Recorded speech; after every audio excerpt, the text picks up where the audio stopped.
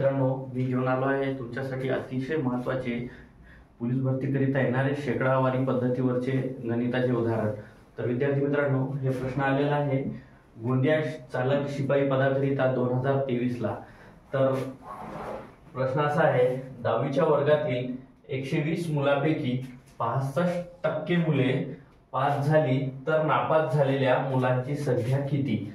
तर 120 मुलांपैकी 65%, तर टक्क्यात दिलेला आहे मुलं पास झालेले, तर आपल्याला काढायचे आहे नापास झालेले मुलं किती आहेत। तर काही नाही, सोपी पद्धत आहे मित्रांनो।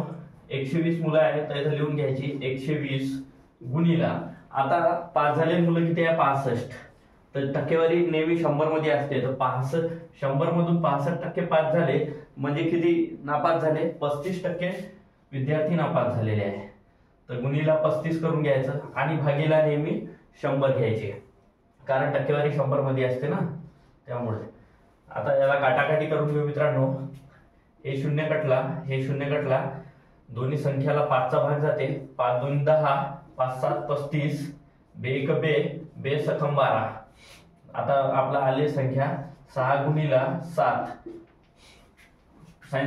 42। तर विद्यार्थी मित्रांनो 42 विद्यार्थी नापास झाले आहे। तर आपल्याला जर त्यांनी पुढे जाऊन विचारलं की पास किती मुलं झाले, कारण याचे टक्के दिलेले आहेत त्यांनी, तर आपण आता 120 पैकी 42 काढून त्याचं उत्तर काढू शकतो। 42 वजा करून घ्यायचे, 10 मधून 2 गेले 8, आणि इथे 1 11 मधून 4 गेले 7, तर 78 मुलं पास झाले आहे मित्रांनो। तर मित्रांनो पुढील उदाहरण आहे आपल्याला, एका जंगलात 2 वर्षापूर्वी सागाचे 30,000 वृक्ष होते। दरवर्षी शेकडा 6 प्रमाणे वृक्षाची तोड झाल्यास आज त्या जंगलात किती झाडांची संख्या आहे? तर आपल्याला 2 वर्ष कंटिन्यू मध्ये याच्या चालू आहे, 6% वृक्षतोड दरवर्षी होत आहे, तर 2 वर्षानंतर आता या जंगलात किती झाड आहे हे आपल्याला काढायचं आहे। काही नाही मित्रांनो, सोपी पद्धत आहे। किती वृक्ष आहेत 2 वर्षापूर्वी? 30,000 गुणिला, आता शेकडा 6% प्रमाणे वृक्षतोड आहे, तर शेकडा नेहमी 100 मधून असते, पर्सेंटेज आपण केव्हाही 100 मधून काढतो, तर 6% कमी होत आहे, तर येथे घ्यायचे मित्रांनो 100 मधून 6 काढले 94, आता भागीला घ्यायचे 100 गुणिला, परत 2 वर्ष बनत आहे म्हणून दोनदा हे संख्या दोनदा घ्यायची, 94 गुणिला भागीला 100। तर मित्रांनो आता आपल्याला इथे काटाकाटी करायची, 1 0 कट, 1 0 कट, हे 0 कट, हे 0 कट, हे 0 कट, हे 0 कट, हे 0 कट, हे 0 कट, तर असे 0 0 कट झालेले आहे।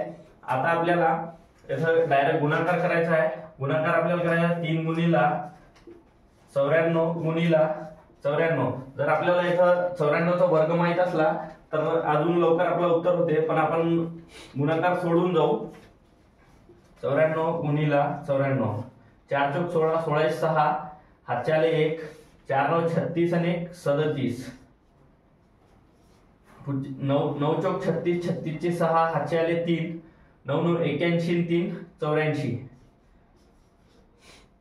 याची बेरीज करून घेऊ, 6 7 आणि 6 13, 1303, हातचा आला 1, 4 आणि 4 8, या 8 ला 8, आता उरले हे 3, या 3चा या संख्येसोबत 3चा गुणाकार करायचा आहे आपल्याला, 3 सक 18, 18शी 8, हातचा आला 1, 3 3 त्रिक 9, 9 1 10, 10शी 0, हातचा आला 1, 8 त्रिक 24, 24 आणि 1 25, 25शी 5, हातचे आले 2,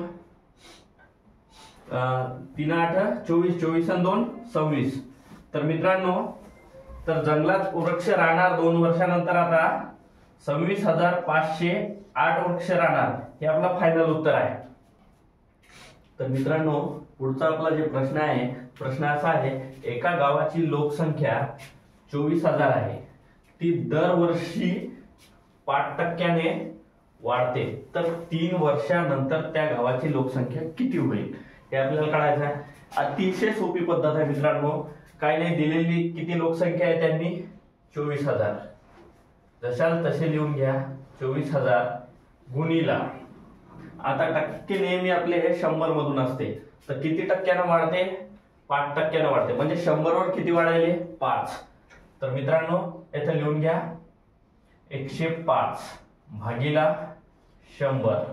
आता परत गुणिला, हेच संख्या परत घ्यायची, 3 वेळेस घ्यायची, कारण त्याला 3 वर्षानंतर विचारलं आपल्याला. 105 भागीला 100 गुणिला 105 भागीला 100. आता काय नाही मित्रांनो, बस याची काटाकाटी करायची आपल्याला. इथं किती शून्य आहे? इथं 3 शून्य आहे.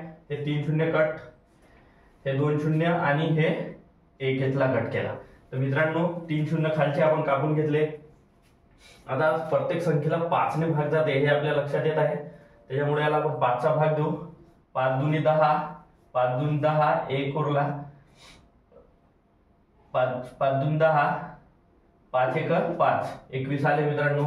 इथं यालाही 5 चा भाग जाते. 5 दुनी 10, 0 0, 5 दुनी 10, 5 1 5.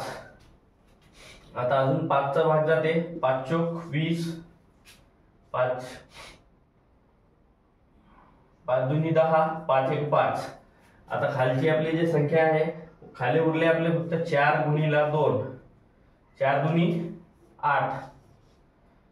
याचा 8 उत्तर आला. या 8 ला आपण 24 ने भागून घेऊ. 8 1 8, 8 त्रिक 24.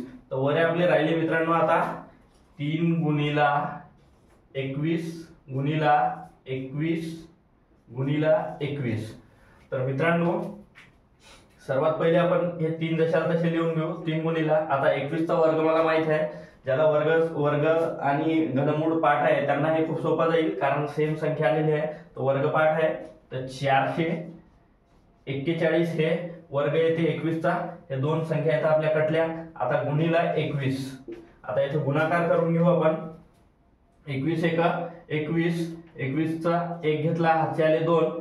21 चोक 84, 84 2 86, 86 ची 6, हातचे आले 8.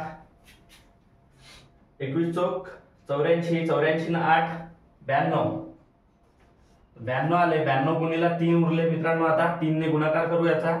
3 1 3, 3 6 18, 18 8, हातचा आला 1. 3 2 6 आणि 1 7, 3 9 27.